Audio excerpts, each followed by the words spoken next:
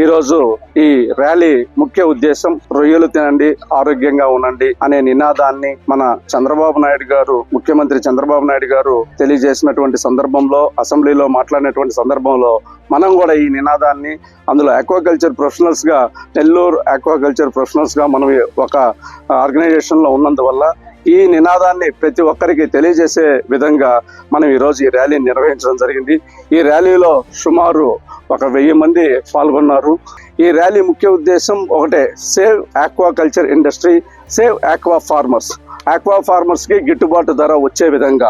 గిట్టుబాటు ధర అంటే మనం ఆరోగ్యంగా మనం రొయ్యల్ని మనం తిన్నప్పుడు ఆ రైతుకి గిట్టుబాటు ధర అనేది ఆటోమేటిక్ గా వస్తుంది.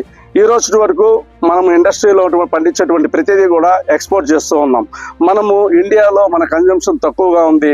మన పౌష్టికమైనటువంటి ఆహారాన్ని, ప్రోటీన్తో కూడినటువంటి ఆహారాన్ని మనం దేశ విదేశాలకు పంపించి మనం మాత్రం నార్మల్ ఫుడ్ తింటున్నాం.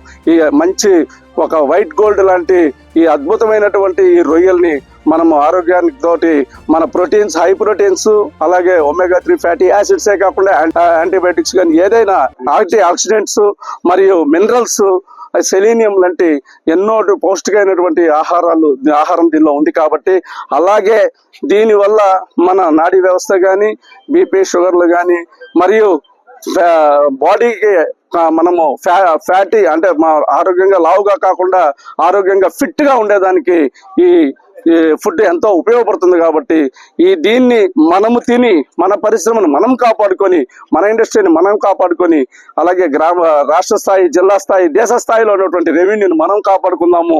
మనం విదేశాలకి పంపించుకుంటాం. మన రైతును మనం కాపాడుకొని మనం ఆరోగ్యంగా ఉండి మన ఇండస్ట్రీని మనం కాపాడుకునే విధంగా ఈ రోజు ఈ ర్యాలీ నిర్వహించడం జరిగింది. Thank you sir. Indian sea food consumption revolution మొదలైంది.